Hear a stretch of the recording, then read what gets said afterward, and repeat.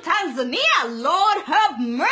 You know, while we are slacking in Nigeria and so many other countries, the man is doing wonders. Have you heard about the new president of Tanzania? They call him the bulldozer, and rightfully so, because the man is bulldozing corruption, laziness, and overspending among government officials. Ladies and gentlemen, meet the man that gladdens my spirit. I hope that all African presidents are watching. Well, they're probably not watching, but anyway, I hope they can learn a few lessons from the man, Dr. John Magufuli. He's a farmer's son whose first real job was a school teacher, and then he educated himself as an industrial chemist and eventually became Tanzania's Minister of Public Works before winning the election in November of last year. Yeah, just last year. You would not believe all that the man has done. The first thing he did was to suspend the Independence Day celebration. He said, what are we celebrating when people are dying of cholera? I was like, whoa, how many people have died of cholera in Tanzania? 74?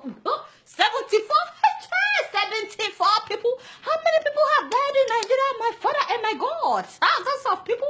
Boko Haram has killed thousands of people in Nigeria, and we did not suspend any party or ceremony. Even our new president was in Ogun State, you know, celebrating in Ogun State after the incident that happened in Dalori. Meanwhile, a president cancelled Independence Day celebration because like 70-something people were killed by cholera.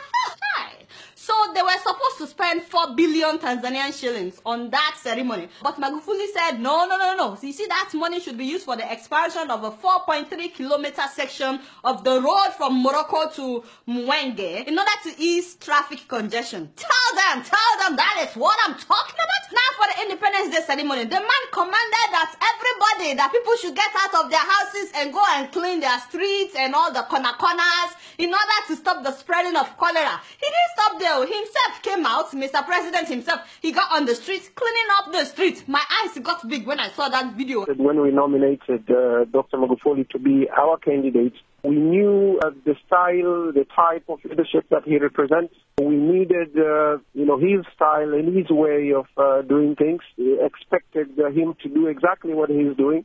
When some Nigerian officials, even those that are not even presidents, they're not presidents, when they will be feeling pompous, because of what he did, his own officials also got on the streets, cleaning up the streets. Imagine what will happen the day we see Oga Saraki with a broom, or Oga Dino Melaye, or Senator Ben Bruce. That man's very loud on Twitter. Anyway, the man banned all foreign travels by public officials, public servants, except when it is essential travel, and they must get permission from him or from the chief secretary. In fact, on the 21st of November of last year, a group of 50 officials were going on a tour of Commonwealth countries. The president cut down the list from 50 people to 4 people, and he saved the government 600 million Tanzanian shillings. Recently, during the Commonwealth conference that President Uhuru Kenyatta attended alongside other senior government officials, his Tanzanian counterpart slashed the size of delegation to the conference from 55 to just 4, thereby saving millions of shillings. Money they would have spent on tickets, accommodation, and per diem, no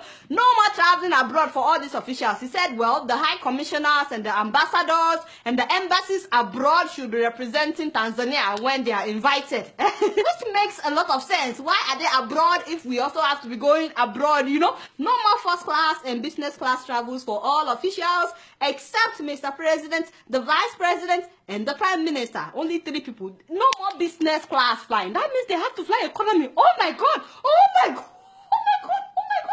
Some of them will collapse.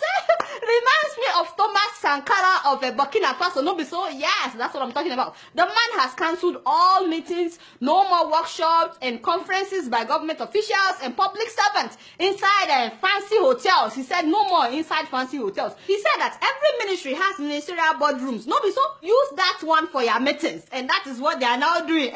Soon after coming into office, Mr. President went to Muhimbili Hospital unannounced. He just walked there and he walked through all the terrible parts of the hospital that they would normally hide from officials. All the dirty places, all the places where people were sleeping on the floor, where equipment were not working. After seeing many equipment not working and some patients on the floor, the man fired the director of the hospital. He fired all the hospital board members, and he ordered that all the machines that were not working must be repaired within 2 weeks. If not, he would fire the new director as well. Apparently, all the doctors knew that the machines were not working, but instead of repairing them or asking the director to repair them, they were referring patients to their own private hospitals.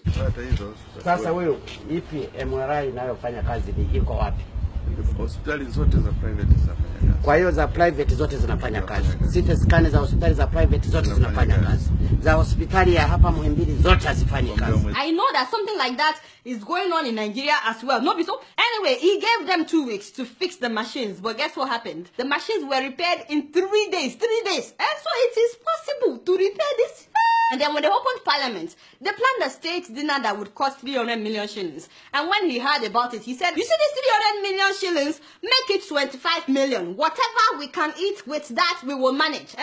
Now, the rest of the money, he said they should use it to buy hospital bed for that hospital that he visited, you know, Muhimbili Hospital. So they bought 300 brand new beds and mattresses and 600 bed sheets from that money. Can you imagine? They would have eaten with that money and that would have been the end of it. Now they have 300 brand new beds to admit people into the hospital. By the way, he said that why were engineers using V8 engine vehicles when they were supposed to be using pickups? He said that is more suitable for their jobs. So now they've changed all the vehicles. No more sitting allowances for officials. He said, how the hell are you paid allowances for a job which you have a monthly salary? That also applies to members of parliament, by the way. No more sitting allowances. It was so funny when I heard that the day after he was sworn in, the State House officials were showing him around, you know, his new residence, but he was not really impressed by that. He said he decided to take a walk to the Ministry of Finance. He got there and he told them to get their acts together.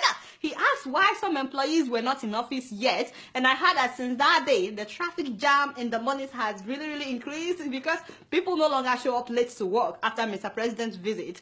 Now he ordered that no more tax exemptions for the big people. Everybody must pay taxes, including the big people. The other day, when he was going to officially open parliament, instead of him to fly the 600 kilometers, the man decided to drive. He drove the whole 600 kilometers from that to Dodoma. He has reduced his own convoy. He even reduced the presidential delegation that travels with him. He surprised everybody when he chose a female vice president. All the big boys were shocked. They were like, what? It's a new day in Tanzania. And then he chose a prime minister that nobody has heard about. They said that this guy has a reputation for hard work and no corruption. All the big guys that thought that they would be prime minister are still in shock, by the way. So after his visit to the Ministry of Finance and that hospital, without announcing, all the other ministries have fastened their belts. Everybody is now hardworking, including a sector that people consider very corrupt. That is the port, where people normally pay bribe to get their stuff. I heard that it has suddenly become the most efficient place. No loads are missing, things are done quickly, and you cannot get your container without paying bribe. And finally, all individuals and firms that bought state companies that were privatized, they've been told to either get to work or hand over that sector with immediate alacrity, hand it over back to the government. Some of them, I heard that they've not done anything in like 20 years, but now all of a sudden, they're all awake, doing stuff. The man has literally pressed the reset button in Tanzania. It's a new day in Tanzania. His motto is Hapakazi True. Some of you that are not from Tanzania, you probably don't understand.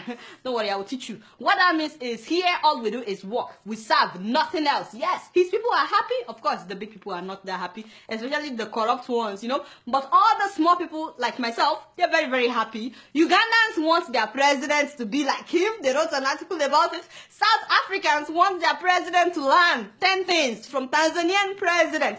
And of course, I want my president to learn from this man, 3 Gosa. So the president of Tanzania, Gosa.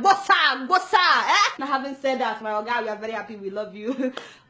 You started well. Please continue to do not disappoint mama. If you keep up like this, very soon Tanzania will become the best country in Africa. No, be so. You guys are not doing anything. Guess what? I'm just keeping it real.